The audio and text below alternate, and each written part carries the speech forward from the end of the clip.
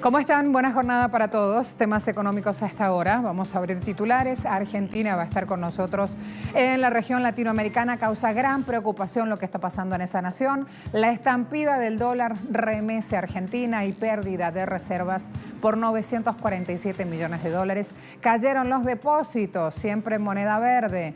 Y aunque el Banco Central salió a vender 368 millones, el dólar mayorista trepó casi 2 pesos. El ministro de Hacienda, Duhovne, está en negociaciones con el Fondo Monetario Internacional en Washington y dijo: hay que tener paciencia. Además, Asociación Bancaria China-África es una realidad y acelera posicionamiento económico para pueblos relegados. Por esto, la unión de estos actores políticos no despierta la simpatía de Trump. Análisis hoy, ¿de qué hablamos cuando hablamos de austeridad fiscal? Ya lo verán.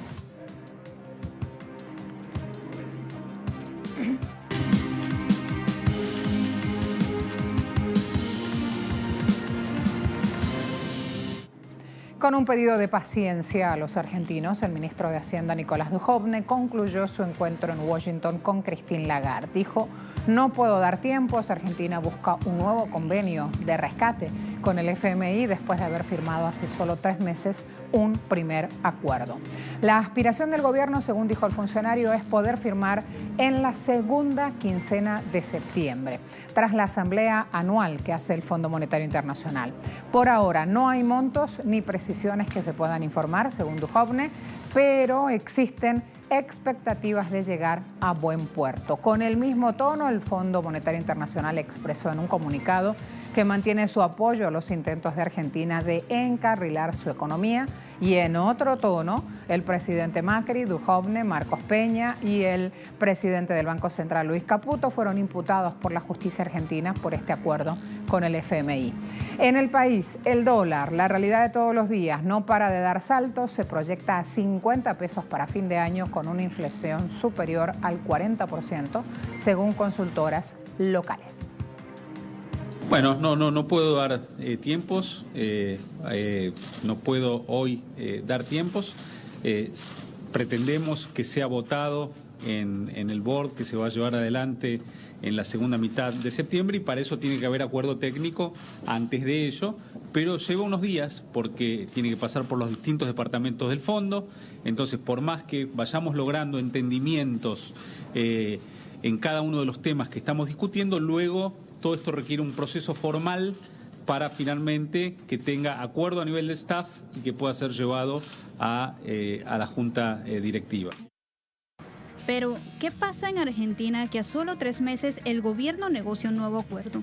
El pacto anterior con el Fondo Monetario Internacional quedó sepultado por la imposibilidad del gobierno macrista de cumplir las metas comprometidas. Desde que se firmó hasta la fecha, el dólar escaló de 24 a casi 40 pesos. El riesgo país subió de 400 a casi 800 puntos. Las reservas del Banco Central de Argentina cayeron en 11.830 millones de dólares y la recuperación de la confianza de agentes financieros y la ciudadanía en general no se produjo en lo absoluto. Ese fracaso derivó en una agudización de la crisis que ubica a la economía en una situación de máxima tensión y al Poder Ejecutivo en medio de un tembladeral político. Por todo ello, el recibimiento del staff del FMI a la delegación encabezada por Duhovne estuvo lejos de ser cordial, antes de la primera reunión entre el ministro argentino y Christine Lagarde, que se concretó por la tarde de este martes. Fuentes del organismo hicieron saber a la agencia de noticias Reuters de marcada influencia en los circuitos financieros, que es demasiado pronto para hablar de detalles o cronogramas de un nuevo programa económico con el país. En buenos términos, la Argentina de Macri deberá dar pruebas de que cumplirá con un fuerte ajuste del gasto público, que implica recortes a la ya recortada inversión social, así como asumir duras exigencias del Fondo Monetario Internacional para aspirar a nuevos desembolsos del organismo, entre ellas reformas estructurales como un aumento de la edad jubilatoria, cambios en el sistema de seguridad social y mayor flexibilización laboral. Este tema también levanta información económica hoy. Estados Unidos y Canadá reanudan negociaciones buscando modernizar este tratado de libre comercio que se llama Telecam. En la previa, el canciller, o la canciller, en verdad, Chrystia Freeland, canciller de Canadá, declaró que ambas partes están progresando, pero que todavía no han llegado en referencia a un posible pacto. Mientras el primer ministro Justin Trudeau, en imágenes, sostuvo que su país no depondrá demandas clave en las próximas conversaciones con Estados Unidos, pese a las amenazas de Trump de implosionar este TLC si no le conviene. Siempre supimos que este iba a ser un proceso largo y sabíamos que había problemas. Por ejemplo, en los autos, que era mucho más. Las conversaciones eran mucho más importantes entre México y Estados Unidos. De hecho, en sus conversaciones, en realidad, están trabajando en una propuesta presentada por Canadá en junio para tratar de cerrar algunas de las brechas entre las posiciones en el automóvil. En cualquier acuerdo trilateral, siempre hay oportunidades y momentos en los que hay discusiones bilaterales, pero al mismo tiempo Canadá estaba conectando a las discusiones en curso con México y estamos satisfechos con el progreso logrado en los automóviles, en particular con México. Y ahora nuestros negociadores regresan mañana a Washington para participar de una manera constructiva y colaborativa y ver si hay un acuerdo para todos nosotros. Como ya he dicho, necesitamos ver una victoria para todos los tres países, pero Canadá no firmará un acuerdo a menos que sea en interés de los trabajadores canadienses, la clase media canadiense y los canadienses en general.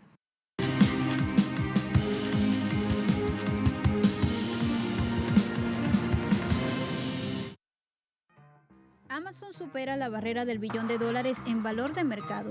Su acción, que alcanzó durante la sesión del martes los $2.050 la unidad, le permite ser la segunda empresa estadounidense en superar este techo.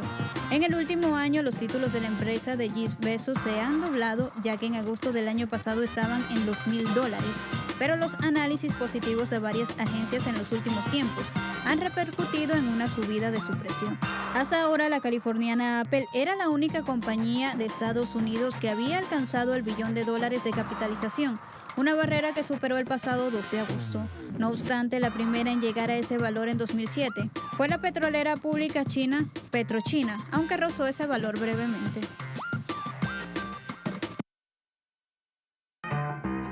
La industria alemana se suma a la carrera de los autos eléctricos.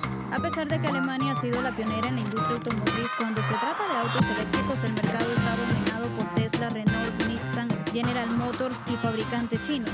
Por todo ello, sus principales fabricantes, tales como Daimler, BMW, Volkswagen, Porsche, entre otras, se han lanzado a la construcción de una novedosa familia de autos eléctricos que le permiten mantener su sitial de honor en la industria automotriz, destacando por el lado de Daimler la presentación del modelo EQC, junto al primer autobús propulsado por baterías, y por lado del BMW las versiones de i8 como Coupe y Roadster. Mientras en diversas partes del mundo la revolución de los vehículos eléctricos está llegando a la línea de resultados de una creciente lista de mineras mundiales, las cuales registran mayores ganancias gracias a la demanda en auge de materias primas utilizadas en la fabricación de baterías. A la vuelta de la pausa vamos a hablar de lo que está pasando en China, que se unió a África, dos actores políticos muy potentes, tan potentes y tan rápidos para tomar decisiones que Trump se muestra preocupado.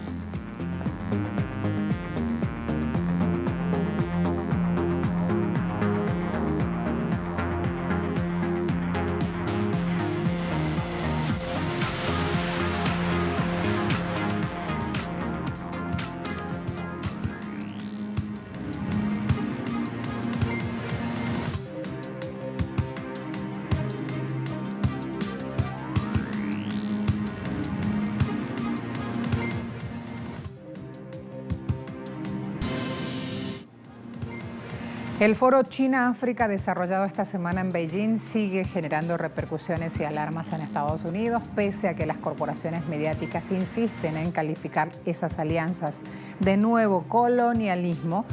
El mandatario de Sudáfrica acalló esas voces y fue muy enfático cuando dijo: no hay nuevo colonialismo. En muchos sentidos fue histórico y en realidad fue un hito. La relación entre China y África ahora ha entrado en una edad de oro, una verdadera edad fantástica de cooperación profunda. China está abierta, pero no solo abierta. Quiere abrir el acceso a su mercado de productos de valor agregado de África. Muchos países tienen la sensación de que en China tenemos un socio significativo, que no está aquí para violar y saquear los recursos del continente africano, sino que es un socio que quiere ayudar a sus compañeros a alcanzar niveles más altos de industrialización. En el marco de esa llamada Edad de Oro, este miércoles quedó inaugurada en Beijing una asociación interbancaria China-África. Esto se daba en un foro de finanzas que se hace en ese país. Allí tienen la imagen. Reseña rapidita de este encuentro. CAIBA, así es la sigla, es el primer mecanismo multilateral de cooperación financiera entre China y África. Cuenta con la participación de 16 compañías, la lidera el Banco de Desarrollo de China. Entre los 15 miembros fundadores de África destacan los bancos de Sudáfrica y de Egipto.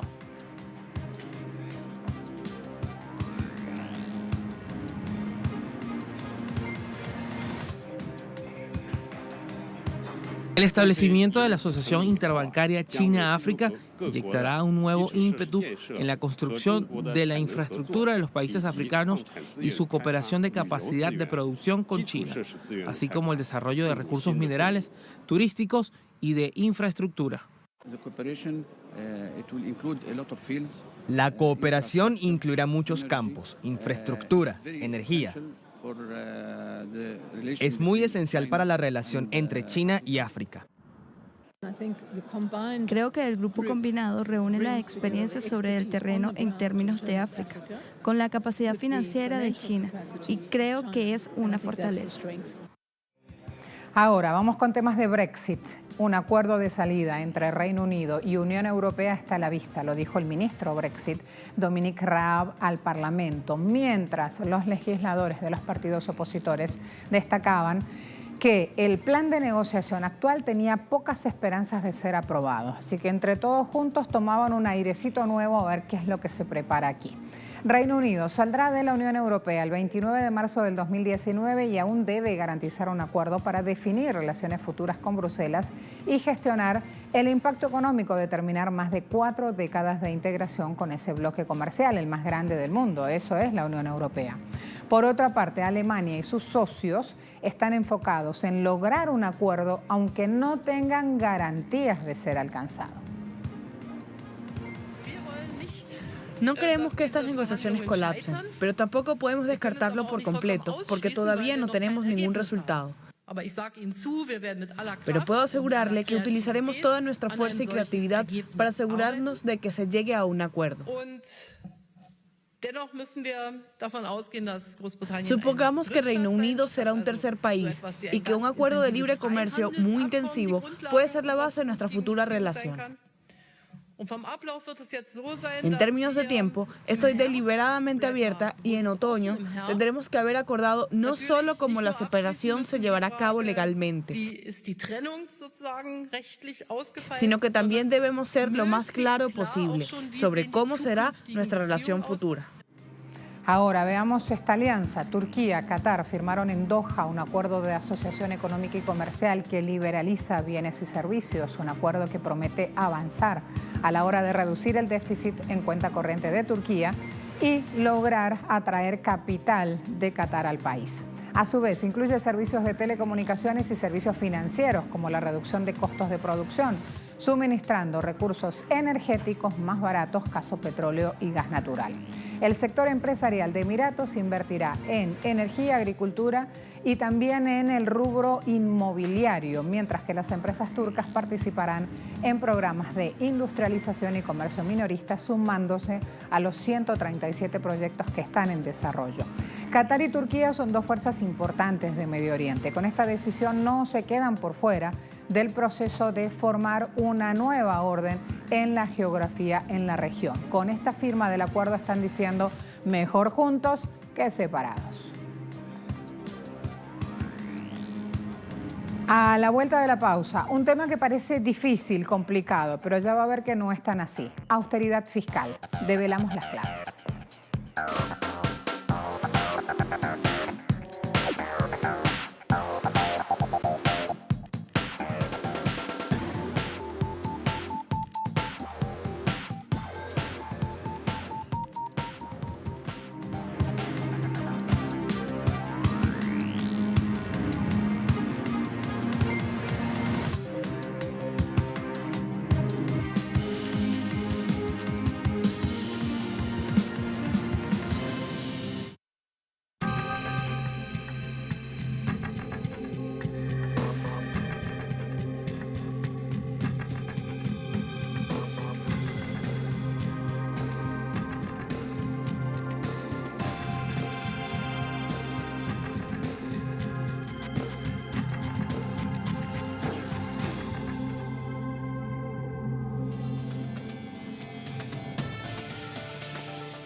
Hoy día el discurso de la austeridad se ha convertido en un coro, en un estribillo, con líderes políticos compitiendo entre sí para asustar a los pueblos con esta idea de que la economía en algún punto va a colapsar con la carga de la deuda pública.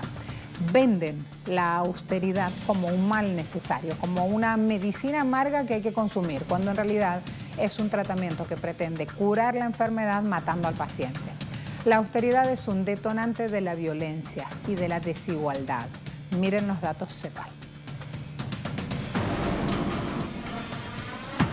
Según el Panorama Fiscal de América Latina y el Caribe 2018 publicado por la CEPAL, en la mayoría de los países de la región el nivel de recursos se encuentra por debajo de su potencial, no solo por deficiencias en el diseño y la administración de los tributos, sino también por la elevada evasión impositiva, que alcanzó a unos 340.000 millones de dólares en 2015, solamente para el impuesto sobre la renta y el impuesto al valor agregado, es decir, un 6,7% del Producto Interno Bruto regional de ese año, y por la existencia de cuantiosos gastos tributarios.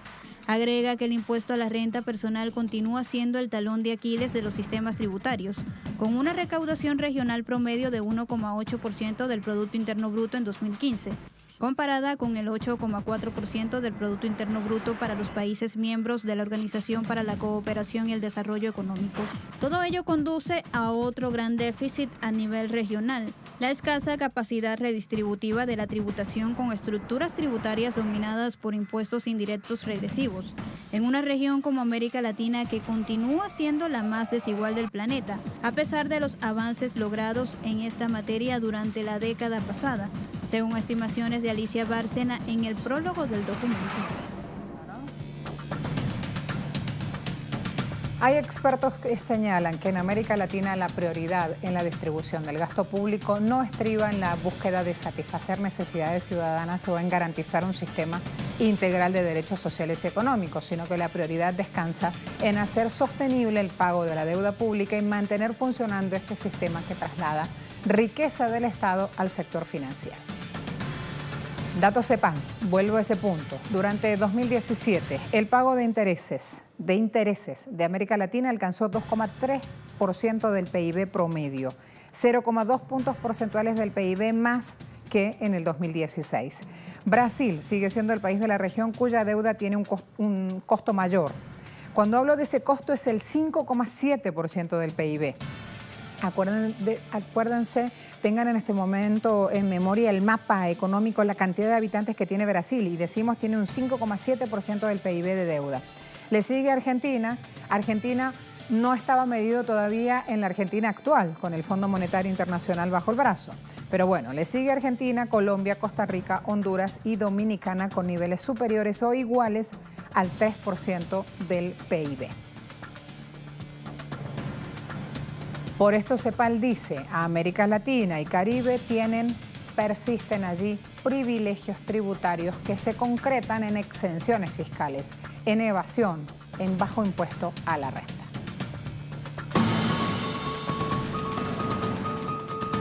En la región, la carga tributaria promedio es la mitad del promedio de 15 países de la Unión Europea, y esta diferencia se concentra en el impuesto a la renta personal. De acuerdo con información aportada por la CEPAL, La tasa de evasión media del IVA se sitúa en el 27,8% con diferencias entre los países.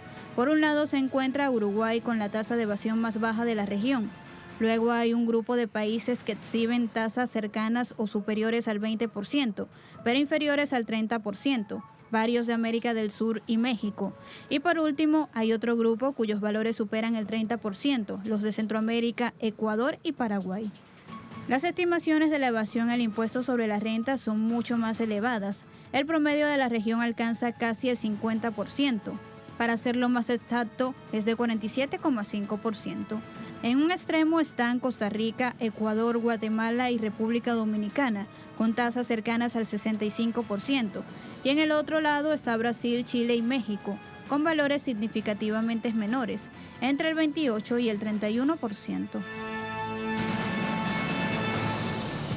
Hablamos ahora de cómo fracasan justamente los incentivos tributarios. Durante años, autores políticos vienen contándonos, afirmándonos que estos incentivos inducen una entrada de capitales a los países en forma de inversión extranjera. O sea, nos venden que llega dinero, que esos capitales incluso también se usan para la inversión social. Pero desde CELAC hay un economista ecuatoriano que se llama Nicolás Oliva que advierte, estudios en mano, el fracaso de esos incentivos.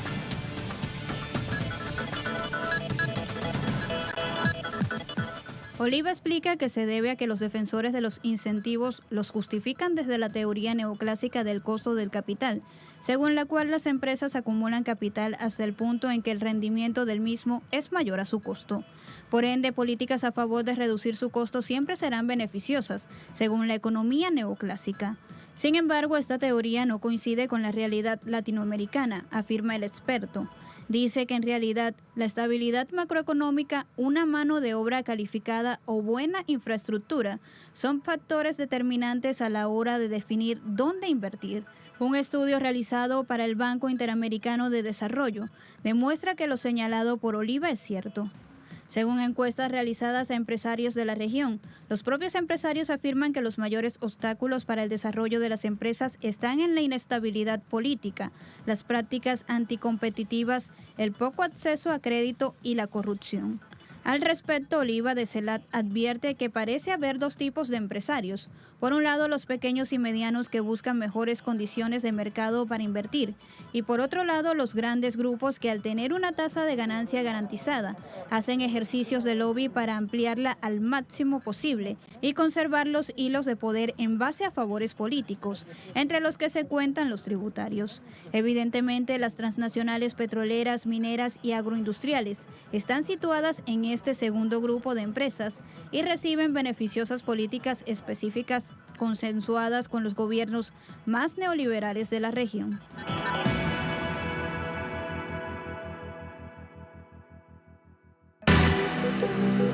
En Colombia, las reformas neoliberales implantadas en el país han propiciado la explotación laboral, la opresión fiscal y el despojo de territorio, bienes comunes y de conquistas sociales.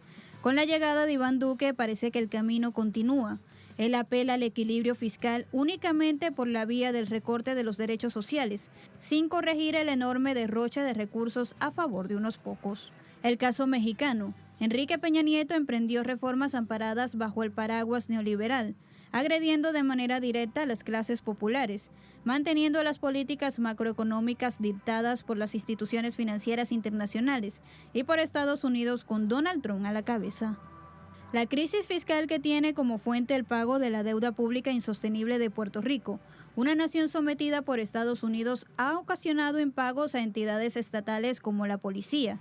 El país mantiene una merma constante de los recursos destinados para la salud, educación, energéticos, protección social, entre otros derechos tan necesarios para una sociedad que ha tenido que afrontar las exigencias impuestas, en su mayoría por un Estados Unidos que le adjudica el papel de verdugo, al intentar exprimirle fondos al gobierno puertorriqueño, cuando no los tiene, y sin preocuparse por los 3,4 millones de isleños que resultarían afectados.